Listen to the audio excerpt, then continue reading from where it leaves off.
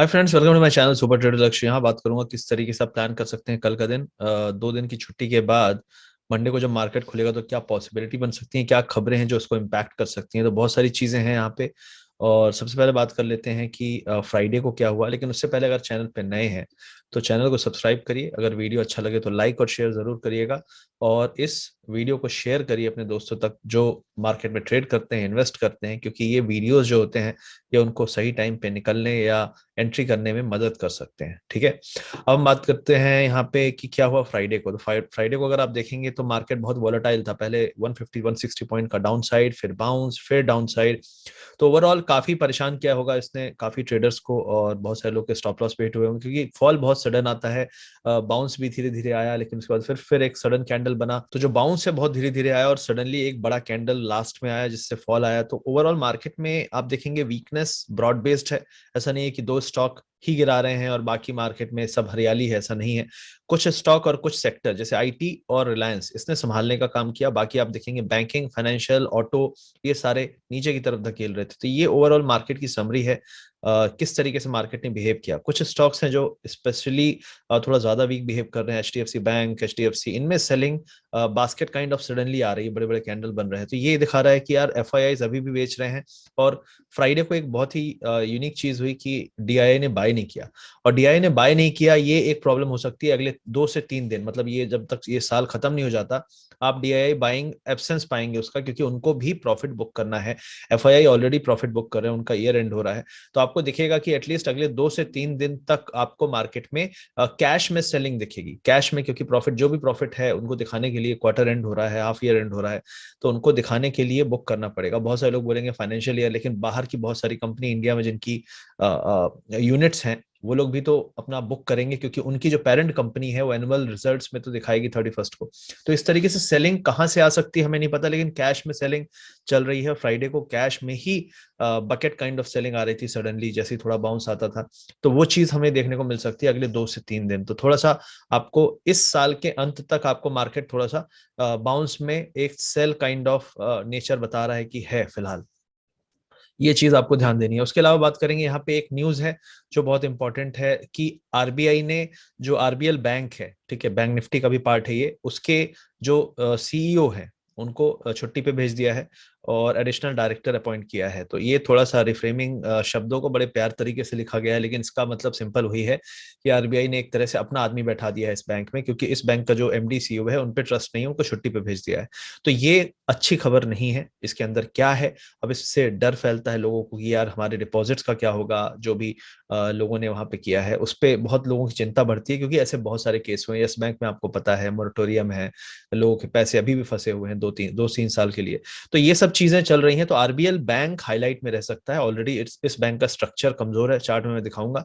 तो ये कहां तक जा सकता है उसके बारे में बात करेंगे टेक्निकली, लेकिन फिलहाल ये खबर आ रही है। और इसके बारे में, खबर के बारे में भी काफी सारी चीजें ये चल रही हैं कि इसका मर्जर कर सकते हैं। तो जो बैंक का यूनियन है उसने लिखा है, फाइनेंस मिनिस्ट्री को भी लिखा है कि इसको मर्ज कर दिया जाए किसी स्टेट, ताकि स्टेट बैंक से, किसी भी स्टेट बैंक से, ताकि इसके जो डिपॉजिटर हैं उनका राइट प्रोटेक्ट किया जा सके। क्योंकि यहाँ पे डर ये है कि हो सकता है फिर से यहाँ पे जो डिपॉजिटर्स हैं उनके पैसे खतरे में हो। क्योंकि आपने देखा है, आप बोलोगे नहीं नहीं सब ठीक है, आप अपने पैसे रखो ऐसे बैंक में, कोई नहीं रखना चाहेगा, सबको टेंशन होती है, जिंदगी भर की कमाई कोई नहीं रखेगा। तो ये एक चीज है जिसपे बहुत असर रहेगा मंडे को मॉर्निंग में।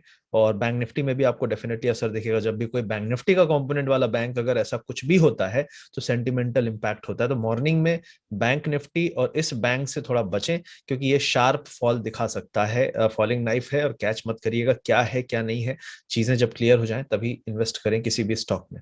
अब हम यहाँ पे बात कर लेते हैं एक और चीज की, जो मिड कैप इंडेक्स है। मिड कैप इंडेक्स अभी भी काफी कमजोरी दिखा रहा है। अगर आप इसको देखेंगे तो पहले हमने ये एक काफी बड़ा यहाँ से फॉल देखा, ऑलमोस्ट 31,500 से आप देख सकते हैं 28,446। और उसके बाद जो ये रैली आई, जो बाउंस आया, उसका जो अंत है, हो सकता है ये अंत हो एक बड़े कैंडल के साथ। आपने देखा ये 2-3 दिन के कैंडल सबको इंगल्फ करके बड़ा कैंडल, उसके बाद इनडिसाइसिव। तो मार्केट क्या दिखा रहा है कि जो ये रैलीज हैं, ये एक फ्लैग है, फ्लैग एंड पोल आप कह सकते हैं, बेरिश फ्लैग है। तो ये इसका ब्रेकडाउन एक तरह से हुआ है और काफी तेजी से हुआ है। और ये वीकेंड के पहले शॉर्ट भी बुक करते हैं, लॉन्ग भी बुक करते हैं, कोई नहीं, बहुत सारे लोग पोजीशन लेके नहीं जाना चाहते हैं। तो ये दोनों के बाद आपको यहाँ पे इनडिसाइसिव दिखेगा, लेकिन फिर भी इंडिसाइसिव विथ डाउन है, मतलब आपका ये जो लेवल्स हैं ये प्रीवियस डे से ऑलमोस्ट 1% डाउन है। तो ये दिखाता है कि नेगेटिव सेंटिमेंट के साथ इंडिसाइसिवनेस है, तो डेफिनेटली कंटिन्यूएशन ऑफ ट्रेंड हो सकता है यहाँ पे नीचे की तरफ। तो मिड कैप स्टॉक्स में मंडे को थोड़ा सा आपको पेन अगर दिखता है, तो जो चीज हम एक्सपेक्ट कर रहे हैं कि वापस से हो सकता है रिटेस्ट, हो सकता है हम यहाँ तक ना जाएं, थोड़ा बहुत रिटेस्ट करें, हो सकता है 29,000 तक जाएं, लेकिन एक बार मुझे लगता है कि थोड़ा हम नीचे आके इसके आसपास आके टेस्ट करेंगे, और फिर अगर रैली होती है तो एक कंफर्मेशन मिल जाएगा कि हाँ यार सपोर्ट टेस्ट हो चुके हैं, डबल बॉटम नहीं बना है, हायर लो बना है, तो डेफिनेटली ये पॉजिटिव साइन है। अब हम दूसरी चीज बात कर लेते हैं अपने चार्ट्स के बारे में। तो अब यहाँ पे सबसे पहले मैंने बैंक निफ्टी का चार्ट खोला हुआ है। तो यहाँ पे एक इंपॉर्टेंट ऑब्जर्वेशन है, बहुत सारे लोग जो देखिए फ्राइडे की जो क्लोजिंग में बाउंस आया फिर फॉल आया, ये सब चीजें मैं उस पर इतना ध्यान नहीं दूंगा, मैं ये ध्यान दूंगा कि हो क्या रहा है ओवरऑल। अगर ब्रॉड बेस्ड पैटर्न की बात करूं तो क्या चल रहा है, तो ब्रॉड बेस्ड अगर ये ट्रेंड है, अगर ये ब्रॉड बेस्ड ट्रेंड है, तो उस ट्रेंड की ट्रेंड लाइन आती है 32,500 पे। ठीक है, अगर ये ब्रॉड बेस्ड ट्रेंड का करेक्शन है जो अभी चल रहा है। अब वो मैं क्यों कह रहा हूं कि ऐसा हो सकता है, क्योंकि आप देखिए अगर आप यहाँ पे ध्यान देंगे तो आपको पहले जिस एरिया पे आपको यहाँ पे सपोर्ट मिला था 38,400, हम वहां पे जाके थोड़ा सा हमने यहाँ पे सपोर्ट दिखाया था, कंजेशन दिखाया था, क्योंकि ये पैनिक लो था। उसके बाद हमने शार्प बाउंस दिखाया, और जो वापस से जब फॉल आना शुरू हुआ तो हम वहां से पलट रहे हैं जहां पे हमारा सपोर्ट था। तो हमारा जो सपोर्ट आया था वो आया था करीब करीब 37,162 पे, ये क्लोजिंग में ले रहा हूँ लेवल। हम दोबारा से बाउंस हुए और उसी एरिया से वापस पलटे, हमने रीसेंट का लो तोड़ा, 35,500 का लो तोड़ा। हम वापस से नीचे से बाउंस आ रहे हैं और 35,500 के लो जो बने थे उसको हम रेजिस्टेंस की तरफ फेस करके वापस से नीचे जाना शुरू क्योंकि ये फ्राइडे का मार्केट था, तो फ्राइडे का मार्केट जो था वो लाइट वॉल्यूम में था, और डेफिनेटली लॉन्ग शॉर्ट सारे क्लोज करेंगे अपनी पोजीशन। तो आपको इस कैंडल का बहुत ज्यादा मतलब नहीं दिखेगा, लेकिन ये दिखेगा कि सेंटिमेंट क्या है। तो जो आपका सपोर्ट था वो रेजिस्टेंस की तरह काम किया और वापस से हम नीचे जाना शुरू कर। तो अगर ये कंटिन्यूएशन पैटर्न है, अगर ये कंटिन्यू रहने वाला है, तो सपोर्ट कहाँ पे मिलने वाला है इसकी बात हम करेंगे। तो सबसे पहली चीज है, अगर ये कंटिन्यू रहने वाला है तो हो सकता है हम एक नया लो बनाए, और नया लो आपका 33,600 भी बन सकता है, हो सकता है 34,000 को हम रिटेस्ट करके वापस से बाउंस करें। लेकिन डिपेंड करता है कि किस तरीके से वहां पे बाउंस आता है, कितना स्ट्रांग बाउंस आता है, क्या हम उसके बाद एकदम से पूरा माहौल बदल देते हैं। और ये आरबीएल बैंक की खबर है, तो बैंक निफ्टी में इमीडिएटली मुझे मंडे को तो नहीं लग रहा कि कुछ होने वाला है, हो सकता है ट्यूसडे से हमको मिले। तो मंडे को मुझे लगता है वापस से हम 34,000 रिटेस्ट कर सकते हैं, क्योंकि नेगेटिव सेंटीमेंट है, जब भी ऐसा कुछ होता है बैंकों में तो जरूर पनिश होते हैं सारे के सारे बैंक्स। तो मुझे ऐसा लगता है कि 34,000 टेस्ट हो सकता है मंडे को, और ये सुबह ही हो जाएगा मुझे लगता है, अगर इस तरीके से ये जो न्यूज है, न्यूज अच्छी नहीं है, डेफिनेटली न्यूज अच्छी नहीं है, आपको लगेगी अच्छी, लेकिन न्यूज इस तरीके की, यस बैंक की भी न्यूज आई थी। तो 34,000 है, और 34,000 के नीचे जो आपका सपोर्ट आएगा 33,500 आएगा। तो ये दो लेवल्स वॉच करके रखिए। अगर हम 34,000 के आसपास से घूम जाते हैं तो बढ़िया है ये, क्योंकि फिर इसके बाद हम हो सकता है बजट तक रैली करें, और 37,500 तक के लेवल पॉसिबल होंगे अगर हम यहाँ से लौट गए, 34,000 से हम बाउंस कर जाएं और हम 35,300 400 के लेवल क्रॉस कर जाएं। मोस्ट प्रॉब्ली 35,200 300 के ऊपर जब निकलने लगेगा ना, तभी आप पोजीशन बनाना शुरू कर सकते हैं, क्योंकि मुझे ऐसा लगता है कि अगली बार अगर ये 35,300 के ऊपर जाएगा तो वो सिर्फ वहां से वापस गिरने के लिए नहीं जाएगा, इनफैक्ट और कंटिन्यूएशन के लिए जाएगा 37,500 की तरफ।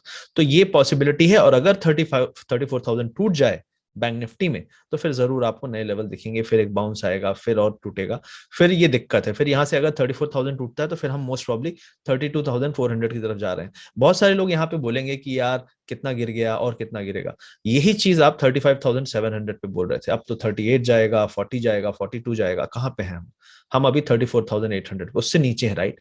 तो मैं सिर्फ अपना एनालिसिस बता रहा हूँ, लास्ट टाइम भी सही हुआ, उससे पहले भी सही हुआ।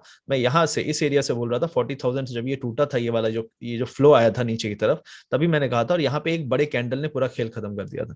यहाँ पे जो ये दो कैंडल बने हैं, इन्होंने पूरा खेल खत्म कर दिया। यहाँ जब तक हम इस कैंडल के ऊपर 36,500 के ऊपर नहीं निकलेंगे, बुल्स के पास सिर्फ एक वही है कि मलहम लगा के धीरे धीरे ऊपर जाएंगे और फिर से एक रेड कैंडल मिलेगा। तो हमें बहुत स्ट्रेंथ के साथ 36,500 के ऊपर जाना पड़ेगा बजट के पहले, अगर आप कहते हैं बजट में रैली आने वाली है। तो ये पॉसिबिलिटी है बैंक निफ्टी की। अब थोड़ी निफ्टी की बात कर लेते हैं। अब निफ्टी में आपको इंटरनल एक ट्रेंड लाइन मैंने बनाई थी, उसी लाइन से हमने यहाँ से रिवर्सल मारा है। इसको आप बुलिश, जो लोग कॉल लेके गए होंगे उनको बुलिश दिख रहा होगा कि हैमर बना है, और जो पुट लेके गए होंगे उनके लिए तो मार्केट ने खुद ही बता दिया कि क्या था। लेकिन मेरा कहना यह है कि इस एरिया से रेजिस्टेंस होना ये कंफर्म करता है कि वापस से हम नीचे जा सकते हैं। कहां तक जा सकते हैं? इमीडिएट सपोर्ट 16,700 है। मुझे लगता है निफ्टी में अगर आईटी सपोर्ट करता रहा तो 16,700 तक हम बेस बनाने की कोशिश कर रहे हैं राइट नाउ, लेकिन अभी बहुत जल्दी है इसको कंफर्म करना। एक दो बार मार्केट अपने प्राइस से कंफर्म करे, क्योंकि अगर 16,700 टूटा तो हम दोबारा से वापस से 16,400 की तरफ चले जाएंगे। तो ये दोनों चीजें पॉसिबिलिटी मंडे ट्यूसडे में अगर आ जाती है तो आप मान लीजिए कि मार्केट नीचे की तरफ एक्सपैंड कर रहा है, कंटिन्यू कर रहा है। लेकिन अगर यहां से हमको बाउंस मिल जाए 700 के आसपास से, बिकॉज ऑफ क्योंकि बैंक निफ्टी गिरेगा तो निफ्टी भी थोड़ी बहुत यहाँ पे प्रेशर आएगा। तो अगर बैंक निफ्टी के कारण हम यहां तक आए 700 और 700 से निफ्टी बाउंस दिखाने लगे, तो फिर आप मान लीजिए कि 700 के आसपास ही बेस बनाने की कोशिश कर रहा है, क्योंकि एक ट्रेंड लाइन का सपोर्ट भी यहाँ पे आ रहा है। तो ये एक पॉसिबिलिटी है, 700 को मार्क करके चलिए। और 700 अगर टूट जाए कन्विंसिंगली दोबारा, तो फिर आपका ये नीचे वाली ट्रेंड लाइन है 16,000। फिर 16,000 का लेवल कोई नहीं रोक पाएगा, क्योंकि हम जिस मोमेंटम में हैं, जिस प्रेशर से हम गिर रहे हैं, आईटी सिर्फ संभाल रहा है। अगर आईटी संभालना छोड़ देगा तो फिर कोई ऐसा सेक्टर बचा नहीं है जिसमें, अगर आप बाकी सेक्टरों को देखेंगे तो आपको समझ में आएगा कि बहुत बुरा हाल है। और यहाँ से काफी, जैसे फार्मा है या ऑटो है, ऑटो को दिखा देता हूं मैं।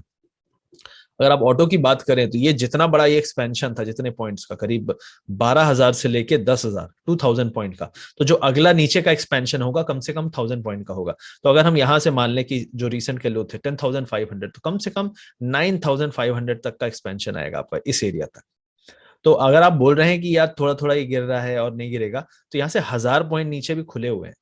ठीक है, इसीलिए मैं कह रहा हूँ कि थोड़ा सा सतर्क रहिए, आंख बंद करके ट्रेड मत करिए। लेवल्स आते जा रहे हैं, पोजीशनें जो भी हैं लोगों की कटती जा रही हैं। जो भी लॉन्ग पोजीशन थी, कई लोग अनवाइंड कर रहे हैं, कई लोग एवरेज कर रहे हैं, कई लोग निकल के भाग रहे हैं, जबकि ये एरिया निकल के भागने का नहीं है। थोड़ा थोड़ा करके लेते जाइए, बजट तक का टाइम है, बजट के बाद देखिए क्या होता है, क्योंकि यूपी के इलेक्शन भी है, ओमिक्रॉन क्या करता है, ये सब चीजें अनसर्टेनिटी बनी रहेगी अगले एक डेढ़ महीने। तो ये सब पॉसिबिलिटी है। निफ्टी ऑटो हो गया, निफ्टी हो गया और निफ्टी बैंक हो गया। उसके बाद बैंक्स की बात करूं तो यहाँ बैंक में एसबीआई की बात कर लेता हूं। तो राइट नाउ एसबीआई फिर से आप कह सकते हैं कि हैमर है, लेकिन जो बेस फॉर्मेशन होगा 435 के आसपास ही होगा। एक बार यहाँ पे आ जाए, थोड़ा समय बिता ले, तो एक स्ट्रांग बेस बनेगा। अदरवाइज यहाँ से कूदेगा फिर गिरेगा, क्योंकि आपको यहाँ पे रेजिस्टेंस, अगर करंटली ये नीचे नहीं गया तो आपको अगला रेजिस्टेंस 479 के आसपास तो मिलना ही है। ये पॉसिबिलिटी बहुत हाई है। उसके अलावा इंडसइंड बैंक की पिटाई थोड़ी हो सकती है, क्योंकि इसका भी कैरेक्टर थोड़ा सा आरबीएल टाइप रहता है कभी कभी। तो मुझे ऐसा लगता है कि इंडसइंड बैंक अपने इंपॉर्टेंट सपोर्ट के आसपास घूमता रहता है, उसका 800 के आसपास सपोर्ट है, तो वापस से 800 की तरफ जा सकता है। तो मंडे को इंडसइंड बैंक हो सकता है प्रेशर में हो, क्योंकि सेम कैटेगरी में उसको कई लोग रखते हैं। तो ये थोड़ा सा एक टेंशन वाला। अब आरबीएल बैंक जिसमें खबर है उसकी बात कर लेते हैं। इसमें क्या दिख रहा है, किसी को तो पता था कि भाई कुछ खबर आने वाली है, तो अच्छा खासा इन्होंने बेचा है ऑलरेडी रिसेंटली में, क्योंकि चीजें गड़बड़ होती हैं तभी इस टाइप की सेलिंग आती है। और इस बैंक ने कोई बाउंस भी नहीं दिखाया, और 221 से आप देख सकते हैं ऑलरेडी चल रहा है 172। कहां तक गिर सकता है? रिसेंट के लो थे आपके 150 के आसपास, तो 150 तक तो मुझे लगता है इजीली पहुंच जाना चाहिए। लेकिन अगर आप लॉन्ग टर्म चार्ट देखें इसका, क्योंकि यहाँ पे बहुत सारे लोग फॉलिंग नाइफ पकड़ने की कोशिश करेंगे, तो 110 तक जा चुका है। तो 110 तक जो गया है, मैं नहीं कह रहा 110 तक चला जाएगा, लेकिन अगर ये एरिया जो है 160 150 का एरिया टूटा, क्योंकि आप देख सकते हैं यहाँ पे कई बार सपोर्ट लिया है, अगर ये एरिया टूट जाता है तो फिर इसको छोड़ दीजिएगा, मत पकड़ने की कोशिश करिएगा। क्योंकि इसके इसके बाद इसका रुकने का एरिया 120 से ही स्टार्ट होता है, क्योंकि यहीं पे आप देख सकते हैं काफी सारे कंजेशन है, लोगों के ऑर्डर्स होंगे, तो हो सकता है यहाँ से दोबारा एंट्री मारने की कोशिश करें। लेकिन अगर ये एरिया 160 का एरिया 155 का एरिया टूटता है, तो RBL bank is going towards 110 to 125, इस एरिया में जा रहा है। तो ये आरबीएल बैंक इसलिए बताया मैंने क्योंकि खबर है। बाकी आप अपना एनालिसिस करके ट्रेड करिएगा, सिर्फ मेरा एनालिसिस है, ऐसा नहीं है कि आपको सेल ही करना है या बाय ही करना है। ये सिर्फ सिखाने के लिए, आपको समझाने के लिए कि लेवल्स टूटते हैं तो किस तरीके से कौन से लेवल आ सकते हैं और ट्रेंड लाइन कैसे ड्रॉ करना है। तो आई होप आप सीख रहे हैं, समझ रहे हैं। और वीडियो अच्छा लगे तो लाइक शेयर जरूर किया करिए, लोगों तक पहुंचाइए, जागरूकता होती है। उसके अलावा टाटा मोटर की बात करूंगा मैं। टाटा मोटर रिसेंटली में हमने बात की थी कि यार हमारे लेवल तक आ सकता है, तो अभी फिलहाल हम एकदम सपोर्ट के आसपास आए थे 440। देखते हैं ये टूटता है नहीं टूटता है, क्योंकि ओवरऑल तो ये जो पैटर्न है ये बुलिश ही है। लेकिन अगर यहाँ से स्ट्रांग बाउंस मिले तो समझ लीजिएगा हम दोबारा से 510 तक जा सकते हैं। अगर टाटा मोटर में अगला सपोर्ट टूटा 440 का, तो आप फिर अगला लेवल देखेंगे 415 के आसपास। तो ये पॉसिबिलिटी है, ये मैंने ऑलरेडी चार्ट में मार्क करके रखा है कि मैं किस लेवल का वॉच कर रहा हूँ। मैं 410 के एरिया में वॉच कर रहा हूँ, या फिर अगर मुझे बाइंग करने का मन भी होगा तो मैं 440 इस एरिया में थोड़ा सा निबलिंग करना स्टार्ट करूंगा, टच करूंगा कि हाँ थोड़ा सा ले लेते हैं, और फिर धीरे धीरे यहाँ पे इंक्रीज करूंगा अपनी क्वांटिटी। और मैं गैप यहाँ तक की अपॉर्चुनिटी रखूंगा भाई, 350 से लेके 380 तक के बीच में भी आए तो मेरे पास कुछ पैसे हो ताकि मैं खरीद सकूं। मेरी ये प्लानिंग है टाटा मोटर्स को एक्यूमुलेट करने के बारे में। अब इसके अलावा बात करूंगा मैं यहाँ पे HDFC के बारे में, जो स्टॉक काफी परेशान कर रखा है। HDFC मुझे लगता है कि जिस तरीके के आप कैंडल देख रहे हैं यहाँ पे, ये बहुत ही ज्यादा प्रेशर में है। मुझे लगता है ये देर सवेर 2380 की तरफ जा रहा है, तो 2380 ही है जहां पे इसको थोड़ा सपोर्ट मिलेगा। इस एरिया को अगर थोड़ा 2520 के नीचे गया तो 2380 की तरफ जा रहा है, धीरे धीरे जाएगा या 2-3 दिन में जाएगा हम नहीं कह सकते, लेकिन ओवरऑल ये नीचे की तरफ ही जा रहा है। और स्ट्रॉन्ग मार्केट में भी वीक है, वीक मार्केट में बहुत ज्यादा वीक है, तो इस तरीके से बिहेवियर है इसका। IT स्टॉक्स में फिलहाल मैं चेजिंग नहीं करूंगा। एक हमने यहाँ पे मार्क किया था, इस पैटर्न को इसने ब्रेक किया गैप के साथ। मैंने ये बात भी की थी, जब इस तरीके के कंसोलिडेशन में आता है तो गैप के साथ ब्रेक करेगा, गैप के साथ ब्रेक करता है तो 2-4 दिन कंटिन्यूएशन होता है। लेकिन यहाँ पे कैंडल के आप स्ट्रक्चर देखिए, आप आपको ताज्जुब होगा किस तरीके से भाग रहा है। लेकिन हाँ, ये जो ब्रेकआउट है ये बुलिश है, लेकिन इस तरीके के ब्रेकआउट के बाद एक और नेचर होता है कि वापस आके फिर से टेस्ट करके ऊपर जाए तो वापस से नीचे आ सकता है। इसको कभी चेस यहाँ पे नहीं करेंगे 2-3 दिन बाद, इसको पहले दिन ही आप चेस करना चाहो कर सकते हो, लेकिन उसके बाद 2-3 दिन बाद ये कोई अपने लेवल्स फाइंड कर लेगा, उसके बाद वापस से कंसोलिडेशन की तरफ आ सकता है। तो अगर आपको लेना था तो 1800 पे लेना था, क्योंकि इस एरिया पे इसने ब्रेकआउट दे दिया था, 2-3 दिन इसके ऊपर होल्ड कर रहा था, तो आपको करीब करीब 60 रुपए मिलते हैं। लेकिन अब 1860 पे लेना रिस्की हो सकता है, क्योंकि कंसोलिडेशन और वापस से टेस्टिंग हो सकती है इसकी। तो ये सभी स्टॉक्स थे। मेटल में फिलहाल फिर से एक थोड़ा वीकनेस बन रही है, आप देख सकते हैं यहाँ पे इसने डबल बॉटम बनाया है 1066 पे। राइट नाउ अगर कोई बोले कि कहाँ पे टाटा स्टील सेफ है, तो जब तक 1180 के ऊपर नहीं निकलता है तब तक सेफ नहीं है। और इमीडिएटली जो है 1150 का जो इसने रेजिस्टेंस बनाया था, या फिर इसके बाद भी खरीदने की मैं सोच सकता हूँ, लेकिन इमीडिएटली मैं इसको नहीं खरीदूंगा। राइट नाउ मुझे लगता है एक बार और अगर ये 1070 की तरफ आया तो तोड़ भी सकता है। सपोर्ट स्ट्रांग है, लेकिन कुछ नहीं कह सकते समय और सिचुएशन कैसी है। लेकिन इसको बाय करने का जो एक एरिया होगा वो 105055 के ऊपर ही होगा, उससे पहले तो मैं बाय नहीं करूंगा। तो ये मेरा व्यू था मार्केट के बारे में। आई होप आपको वीडियो अच्छा लगा होगा। तो सारी चीजें मैंने कवर की हैं जो मार्केट को फर्क पड़वाती हैं। US मार्केट 3 दिन लो वॉल्यूम में ऊपर गए हैं, और वॉल्यूम जो 3 दिन ऊपर गए हैं उसके पहले वाले दिन का जो वॉल्यूम था उसका 30% वॉल्यूम था 3 दिन में। तो आप देख सकते हैं कि वॉल्यूम बहुत कम था, हो सकता है वहां के शॉर्ट्स ने कवर कर लिया हो कि भाई नहीं जाना है शॉर्ट लेके, इसलिए मार्केट ने बाउंस मारा। लेकिन बाइंग आपको तब दिखेगी जब अच्छे डिसेंट वॉल्यूम के साथ हम वापस आएंगे, मे बी मंडे को, ट्यूसडे को, और या फिर नए साल में 1-2 तारीख तक। तो ये चांसेस हैं, पॉसिबिलिटीज हैं, देखते हैं क्या होता है। आई होप वीडियो अच्छा लगा। लाइक शेयर सब्सक्राइब, एंड मिलते हैं अगले वीडियो में।